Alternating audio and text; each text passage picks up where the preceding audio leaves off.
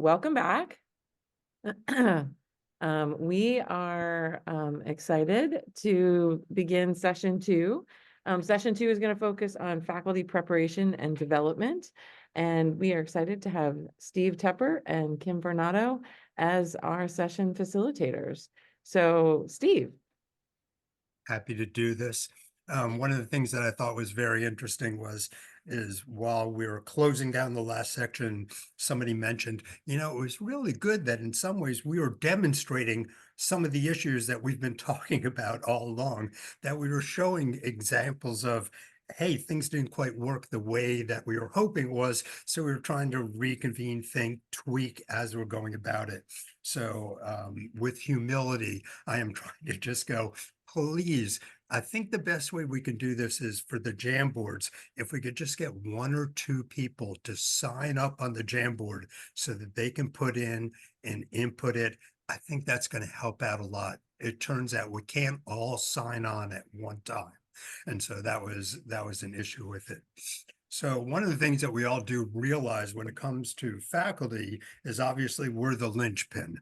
And so faculty preparation is incredibly important. And so one of the things is we have three different people today to talk about faculty development, faculty preparation, to be able to run maybe some of these more challenging ways of going about education.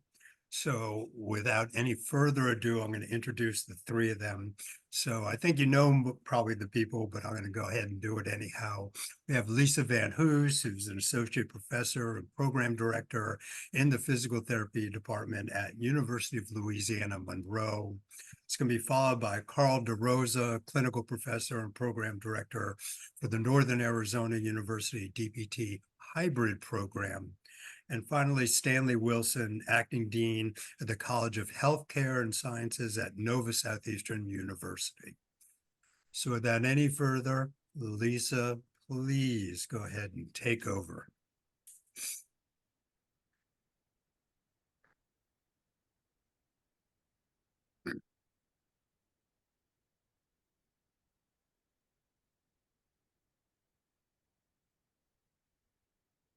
You're muted.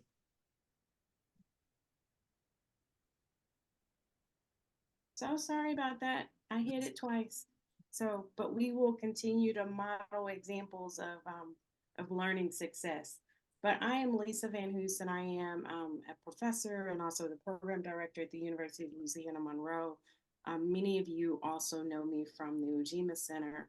And so I'm going to be taking you through some lessons that we have learned at ULM as we have transitioned from more linear learning / teaching models to more adaptive teaching strategies, and what we have learned along the way in regards to faculty development.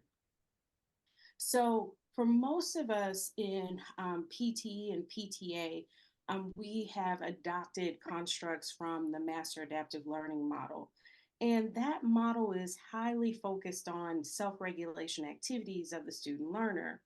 And so in our delivery of the Master Adaptive Learning model, for many of us, we have kind of doubled down on what's known as linear learning, where the learning follows a very structured, a very predetermined path. But in that path, we've allowed for active learning and other strategies for the learner to take ownership and to really kind of focus on the outcome. And so, as you see here on the screen, it's that conversation about them being able to adjust and to plan and to assess and also to regulate their learning. But the question that we had at ULM was what happens when 80% of our focus is primarily on student responsibility? Does that allow us as faculty learners to also be actively engaged in our own development? And so we started diving into the literature. And so what we found was that the best educational outcomes occur when both the student and the faculty recognize that they are responsible for learning. And so, from a faculty to student perspective, that's what they call coordinated learning, coordinated student learning, where the primary responsibility does still reside with the student learner, but we as the faculty, as educators, we understand our role and our responsibility in making sure that that learning experience is very coordinated and adapted to the needs of that individual. And so, from that lens, from that educational lens of adaptive learning, what we started to understand was that we had a greater need in regards to what our faculty knew about pedagogy and andragogy, what they knew about just general learning theories and change theories. And so we said, wait a minute, we need to carve out space to really develop ourselves so that then we can actually be a high quality, high functioning resource to students in their learning. And so the image that you see on the screen talks about that, right? All the inputs that go into the development of the learner, but then also how we as faculty, we have to have the knowledge, skills, and abilities to use the data to be able to create learning environments and also to be able to predict how those environments might help different types of learners or individual learners. And so that is the key to adaptive teaching, is that you are taking it is a very data driven approach that then you're able to tailor to a cohort, tailor to an individual. But the key is it takes structures that are going to give you frequent data facts. It also takes time to be able to analyze that data, and it also takes a commitment to slowing down, to sometimes making the curriculum leaner so that you can actually do a really nice assessment and evaluation system. So we knew that we were committed to using more holistic versus analytic assessment strategies, because that aligned with our commitment to holistic admission for prospective students, and it aligned to our mission of our graduates having a desire and a commitment to holistic practices. But we knew that there were going to definitely be skills that we were going to have to address as a community of learners, as DPT educators. So when we started looking at our accreditation standards and our COC standards, what we realized was that a lot of the standards were pushing us towards more master clinician outcomes. So then we were like, okay, we're going to need a different set of mentors so that we could develop into master educators. That was the other thing that we found in this process. And so one of the things that our School of Education drove us to was this conversation around the ladder of adaptation. And so our first question was what strategies did we typically use as DPT educators? And as we had that uncomfortable conversation, what we realized a lot of times was that we would assign different types of tasks to different students, right? Based on their qualifications, be it what we knew about them from the admissions process or what we had seen in their first couple of weeks within the program or from the first semester. So we were doing what is called more differentiation from pre-K through 12th grade educational research. And we were challenged on that. We were challenged to really try to adopt and implement more strategies related to strategic task variation and getting to the place of even more responsive task variation, where in that case the pupil gets to choose. And so there was an earlier conversation about that example of choice, right? That for a learning objective, giving the pupil, the individual, multiple ways in which to engage with that material and also to be assessed on that material. And so that stretched us because when we talked as a team about what our experience had been as student physical therapists, for most of us, we had come from a pretty much, lock and step type of curriculum where this is what we need you to learn. We're going to tell you how to perform it, and you better perform it exactly how we expected it, right? This very high stakes assessment. And so that was how we were developed, and we had a value for that. And so then when we started having these conversations about doing things differently, many of the faculty, including myself, we had to deal with these feelings of, okay, well, are we, dumbing it down? Are we, Are we going to have graduates that are going to be less prepared? And the research from our educational mentors actually showed us that we were wrong in our intuition. That actually, when you provide these more responsive task variations, when you use more personal support and challenges, that it improves the rigor and the relevancy for the learner, and they actually outperform um, they outperform when you have those more standardized linear teaching strategies. And so we were excited to know that. We were nervous about it. We knew that we were doing something slightly different. And because of that, we knew we were going to have to take a bold initiative. So that initiative that we took was we created a policy that said that during the first year, which is semesters 1 through 3 for us, and also during the third year, which is semester 7 and 8, we are an 8 semester program, that there would be no DPT faculty-led directed student attrition. And we battled this. This was a hard conversation for us, right?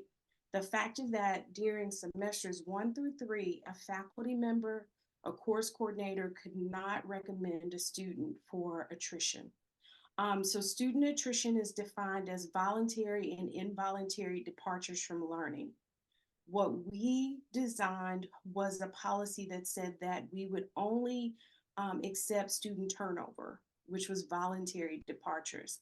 And so we had to build a structure where it would support student critical thinking and reflection about their career choice and their ability to meet their goals. So that means we are constantly giving them frequent feedback about their knowledge and their skills and about what the next semester is going to hold, and if they feel like, right, that they are going to be able to meet those expectations of the next semester. And so we do a lot of what we call mentor coaching, but this takes a lot of time. So we had to create that time by creating this policy.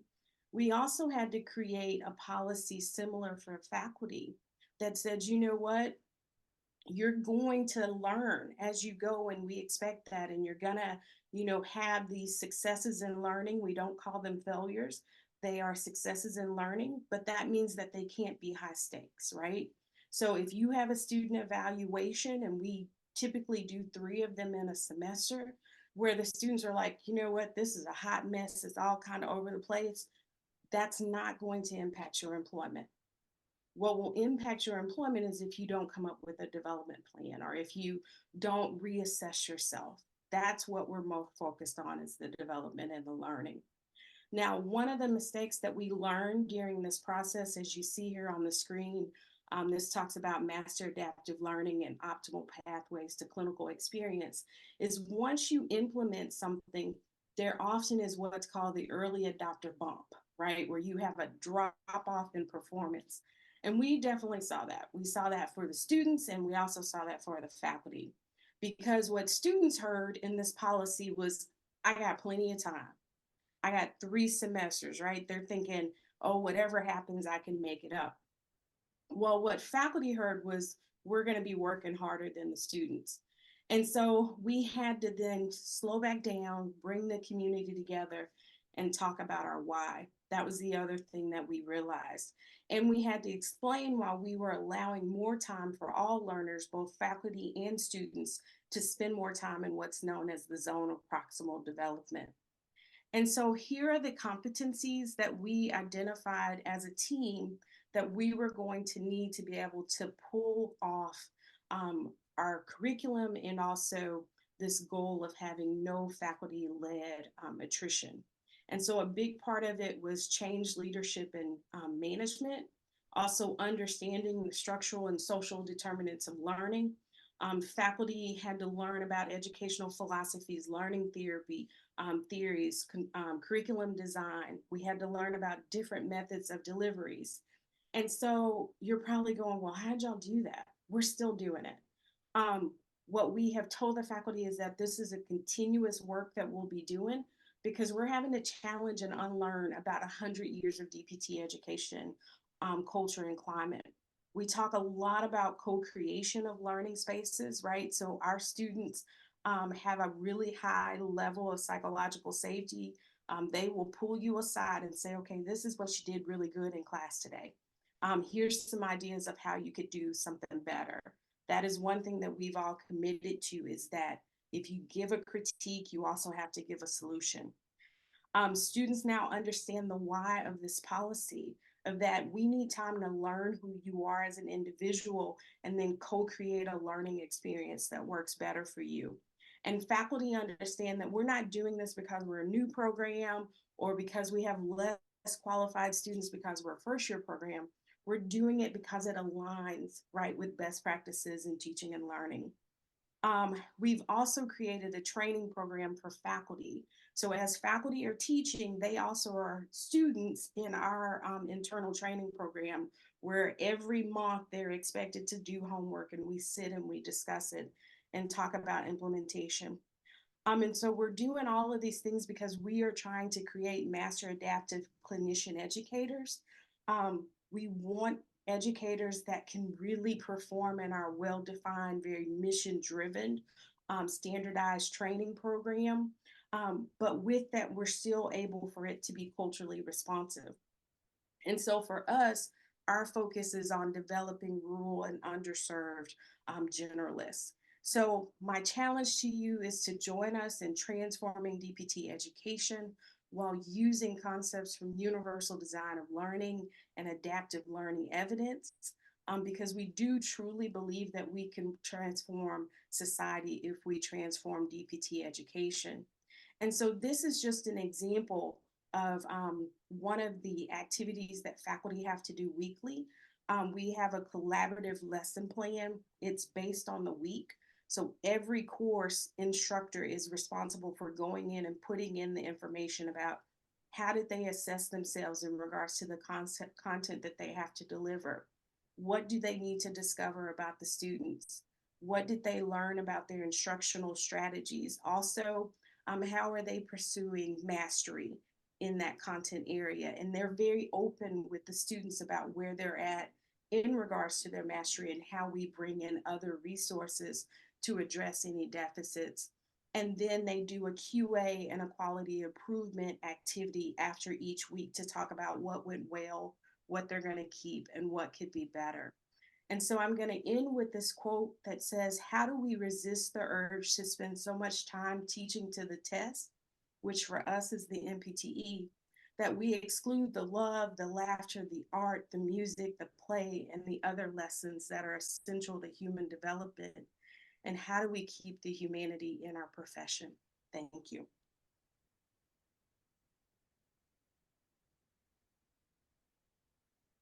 Thank you so much, Lisa.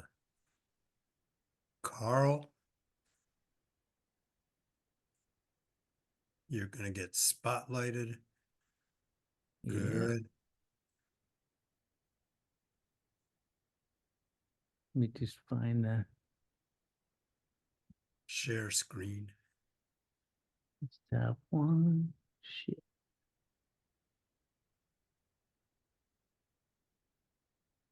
Should be down on the bottom. Yeah, I'm sorry. That's Delay there. It kicked me out to preferences, Steve. Do you have my slide? Karen, do you want to? Why don't we go on to Stanley and I'll pull up Carl's slides. Okay. Is that okay? Okay. All right. Stanley, we're going to put you up there and then we'll go back to Carl. There, Stanley. Great. Okay, can you see my screen? Yes, we can. Yep. And I was going to say, make it larger. Great. Perfect. Okay. All right, like everybody mentioned, I'm Stanley Wilson, and want to introduce you to CAPE, the Center for Academic and Professional Excellence, a center that whose design and creation in 2010 was birthed out of the need to bridge the gap from clinic to academia and to somewhat engender excellence in teaching and learning among the faculty in my college and of course in the university. It came from a place of trying to counter my own personal experiences when I started in academia. But I guess for most of us who practice in the academy, we walked right out of the clinic into the academic world, a world to some degree which we were unfamiliar with the rigorous demands of teaching, scholarship, research, and service. We kind of know that we were able to stand in front and maybe lecture or deliver something on a subject matter that we're very familiar with in a very competent manner. But the whole idea of scholarship and service and all the issues of teaching, we were mere babes. So it was against this backdrop that the center was created to help expedite and enhance the teaching and learning process for novice and seasoned faculty, by the way, which is rather interesting because it wasn't just for novice faculty. Broadly, the mission of the center was to encourage, enlighten, and experience professional growth through participation in continuing education and structured programs, as well as the use of evidence-based resources. So there are 4 academies essentially that make up our CAPE, or the Center for Academic and Professional Excellence. Teaching and learning, of course, and there are the components that we did: the Research Academy, Leadership and Management, and the Academy for Career Enrichment for Administrative Staff. What was evident, however, and what in looking at this in the long term, is that all of them, actually 2, 3, and 4, are incorporated as part of teaching and learning. And so that's one of the things that I wanted to point out, is that it's not just about the idea that teaching and learning is one thing and research is another and leadership is another. They're all incorporated there. So the art of teaching and learning, for example, in this particular area we're going to forward, is housed in CAPE and is designed to kind of examine the basic fundamentals of teaching and learning, to explore current and emergent principles of teaching and learning, to investigate various approaches to and offer strategies for evidence-based student assessments, and finally, to propose application designs for the use of contemporary classroom technology geared towards the enhancement of instruction. And the goal, obviously, is to offer ideas that will stimulate faculty to adopt and implement dynamic and creative teaching and learning philosophies. Of course, we use a hybrid approach in terms of both synchronous and asynchronous sessions with some face-to-face sessions. So it is said that teaching is the highest form of learning. This was aptly stated by Seneca, the Roman Stoic philosopher, statesman, dramatist, and humorist, who opined that while we teach, we learn. As such, an important goal of any good academician is to achieve a level of instructional excellence where teaching and learning becomes mutually inclusive.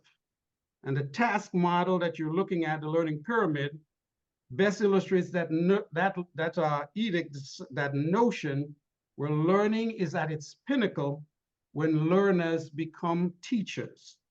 From the initial step of knowledge acquisition through the process of synthesis, forgive me here, I don't know why this moved back a little bit here,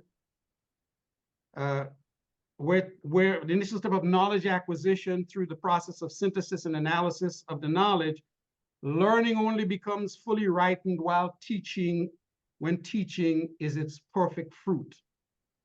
As teachers, we should not view our role as only one of just relaying information to students. Cultivating a spirit of social consciousness affords us the unique privilege to positively impact student lives as we impart to them the skills needed to be accomplished professionals in their chosen careers. If you ever had the opportunity, I would encourage you to watch the movie, Mr. Holland's Opus, and that kind of vividly illustrates that point. Essentially, we must have a passion for the craft of teaching by conveying a willingness to be daring and resourceful as we push the limits of convention. We cannot be just slide readers. I would also encourage you to watch that movie, Dead Poets Society. I think that also brings that into the frame.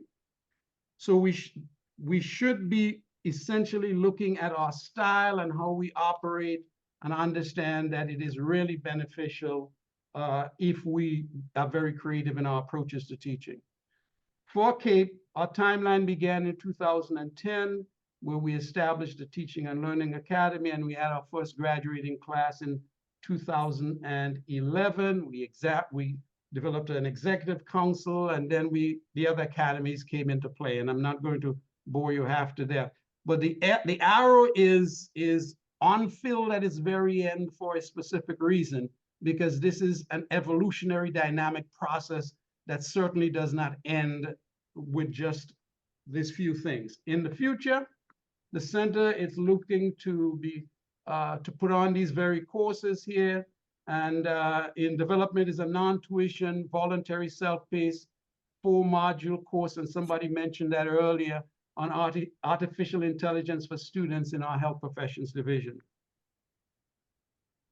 So it began, part of it is, of course, very, very interdisciplinary or interprofessional in terms of how it's done.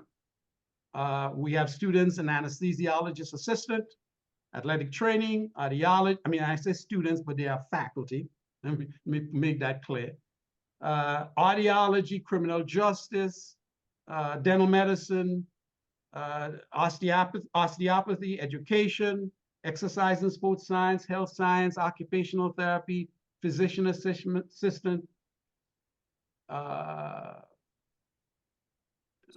pharmacy, physical therapy, nursing, respiratory therapy, sonography, speech language pathology, and even we've had faculty from our youth school where we have faculty start at that go all the way from kindergarten all the way up to high school. The instructors themselves come from many places in our campus, the business school, School of Education, health science, and we also employ faculty from other universities across the country. It is this diversity that makes CAPE the experience valuable and enriching. The good part also is we have employed our graduates from the courses as individuals who teach in the program as well. This is just a recent one that happened in November 2023, where again, we had a speech language pathologist, Dr. Kaploon, Dr. Kruger from our optometry program, and from our athletic training program, Dr. Swan, and they put on grand rounds building an interactive professional activity. Some of the outcomes, and again, this is just a small, we've done a more extensive kind of outcomes, but just for time's sake, we've had about 285 graduates of faculty in all of our programs here, and you can see the areas again in which they graduated. These are some testimonials that came out from individuals who themselves participated in the academies, teaching and learning and research and so forth. And again, wouldn't read them and bore you half to death because, as I stated in my thing, I don't want to be a slide reader. So this is another testimonial from our sonography faculty, nursing faculty, occupational therapy faculty. And then when all of this is done, we have a nice graduation with presentations. Now, all of the graduates of the Teaching and Learning Research Academies, they have to present their products at the end of the sessions to colleagues, ensuring that they do about a 10 to 15 minute platform presentation on what they learned and how, again, it affected them. And would they give them awards, or in some instances, depending upon what they have completed, they are inducted into the academy itself. And essentially, so we found this to be very helpful for our new faculty as they come in, as well as for seasoned faculty who are looking to refresh themselves. And it's been very helpful to us along the way.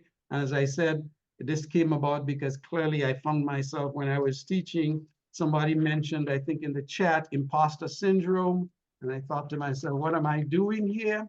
And so I said, we need to do something about improving there. And so hence we started the various academies. Thank you all very much. Thank you, Stanley. I do believe now, Karen, that we'll be able to get Carl's slides up.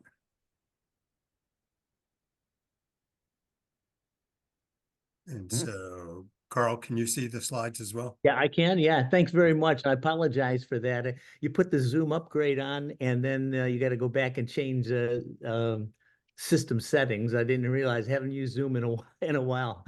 So it's but I just want to start by saying it's really an honor to share some thoughts with so many friends and colleagues that are in the audience. Many have been wonderful influences in a lot of ways to my career. So this is a thank you before I even start. I took a little different approach to thinking about faculty development, and I put it in the context of a barrier that has been continually identified regarding implementation of competency and entrustment-based educational paradigms. That barrier, as a lot of you know, is really the faculty's limited knowledge, limited skills, and sometimes different attitudes surrounding competency-based education. And in particular, the ingredients that are necessary to be successful in that paradigm. So I thought I'd discuss some of those ingredients to facilitate the discussion that follows. If I can grab the next slide, Karen. None of the, I can't see the words on the slides there. I can't either. There we go. So the discussion is really the discussion on faculty development is really on a specific topic. The development process in a competency and entrustment-based framework.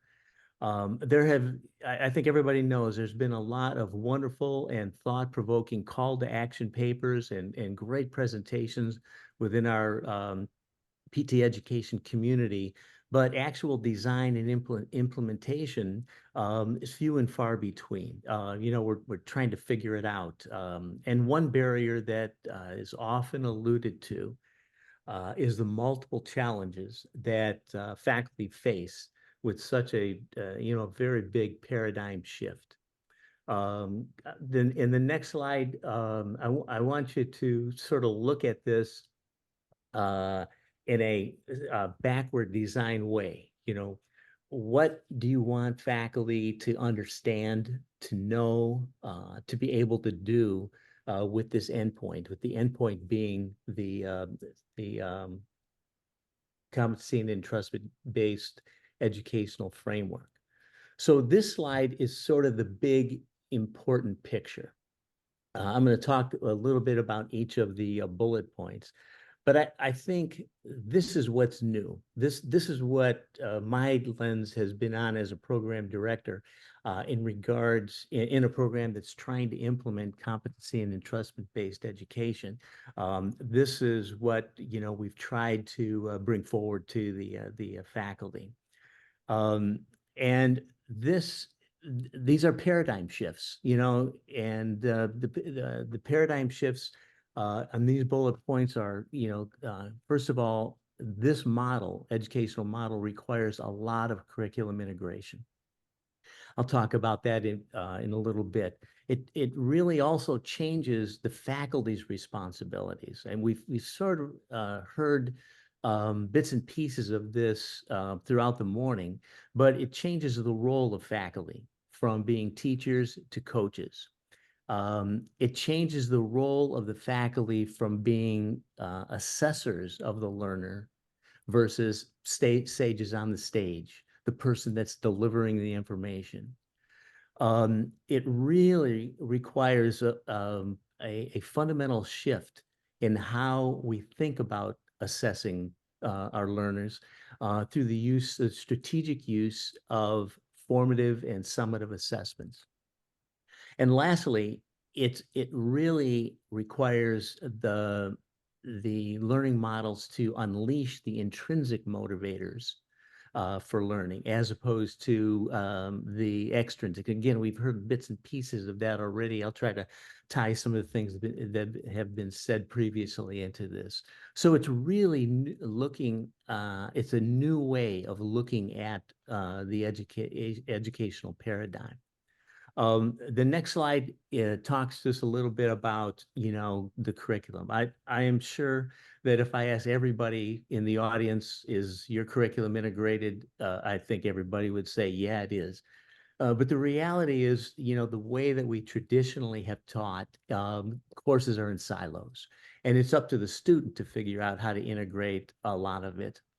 And it's really a challenge. It's a challenge for faculty to put courses together. We have in an integrated model. So this means when I say siloed curriculum, we have courses in orthopedics, and we have courses in physiology, and we have courses in something else. And by and large, in an exam in physiology or an exam in anatomy is not a proxy for competence. And so we've got to figure out a way to unsilo the curriculum and integrate it for the learner, so we can coach them through that process.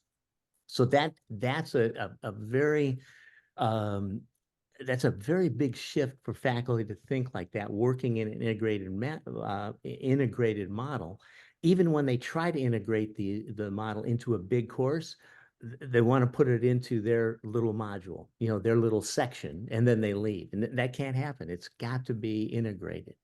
The next slide, Karen, thank you. And then this change, really a fundamental change from faculty being teachers to faculty being coaches. I know my long history in education, I was more of a teacher. I was delivering content. It was more content centered. It was directive. I was giving them the information. I was telling them how to apply it. The coach's role is a lot more learner centered. It's really trying to create the environment and promote the development of students to not just get them to pass exams, but as Kim Top mentioned in her Q&A, it's this being successful toward this evolving career toward clinical experience. So there's a real skill set that's very different from coaching versus teaching. Go ahead, Karen. And that coaching requires that the faculty member really understands the purpose and the use of formative versus summative assessments. And I think the home run for me in terms of really understanding the difference between the two was really in that very top first line there underneath formative assessment. Formative assessments are assessments for learning. You're teaching by assessing. Assessments for learning, whereas summative assessments are assessments of learning. It's the end, that end high stakes evaluative approach that is documented on the bottom of the slides, end of the instructional period. Honestly, if I had my way, and we wanted to make the curriculum that we're implementing totally pass fail, I think we're going to get there. It was such a paradigm shift for a major big university to have that in the model, a total pass fail model, that they balked at that. But if I had my way, it would be every course would be formative assessments and coaching people along the way. Low stakes process, again, focusing on ongoing real-time feedback to enhance learning and improve performance. Even though I said you wouldn't have any summative assessments, I think some of you know that I exaggerate a little bit. We probably have to have a few in there. But this is truly, I think, a key part of competency and entrustment-based program, is to understand the strategy to use for implementing formative assessments and coaching the person up. coaching the person up basically to get the learner up so you can get them to that more holistic endpoint. The next slide. And then this is really a skill. I mean, all of these things are really what the faculty development process are about. I mean, how do we develop a skill to unleash a learner's intrinsic motivators, you know? And it really is, as I've looked at how, you know, our faculty have you know, implemented this and working with learners, you see a difference amongst the faculty on who's that transcendent coach. I mean, who's the one that's really been able to unleash that intrinsic motivation of the students. I think it's probably one of the most important aspects of this whole competency and entrustment-based educational process. This ability, again, to unleash, I use that word unleash the learner's intrinsic motivators. And then the next slide. And then, you know, the last bit here is that there's almost like a business aspect to any paradigm shift that you make, even in education. And the business aspect is you got to have the right culture. And whether you're, you know, converting a program from, you know, the model it is now to a competency and entrustment-based model, or it's a startup framework, it's a new program, and you're trying to get, you know, a CBE model in place. It all really comes down to the culture. And what you really hope to have in that culture is first and foremost knowledgeable but motivated faculty that are motivated to change, faculty that are interested in change. I can't emphasize enough the second bullet. You got to be comfortable with ambiguity. It was such a wonderful keynote talk yesterday. This is all about productive failure. I mean, this is it defined. And you got to be comfortable with ambiguity to make these paradigms shift. When you're working with unsiloing courses to putting models together, faculty have to be able to park their passions in favor of consensus. It doesn't work if it's a vote. A 5-4 vote means we're going to do this. That's not a consensus process. That means there's 5 winners and 4 losers. So there's got to be a consensus process that moves you forward. And there's a desire to coach student learning from the assessment standpoint rather than a teaching standpoint. That's got to be the culture that everybody sees. Everybody really wants to focus on their learning activities because that's what they did. That's what they've done their whole career. But this is really focusing on the assessment from the assessment standpoint. And again, it's how can I learn to unleash the intrinsic motivators of students? That's where my focus is. That's what we want faculty to learn. That's what we're trying to teach each other. And lastly, it's got to be real. You know, it's just like any business. I mean, you don't make a change, a paradigm shift like this unless it's part of your strategic plan. And so you really want to be sure that your strategic plan supports this paradigm shift to competency and entrustment-based education. And that's the name of that tune. So thank you.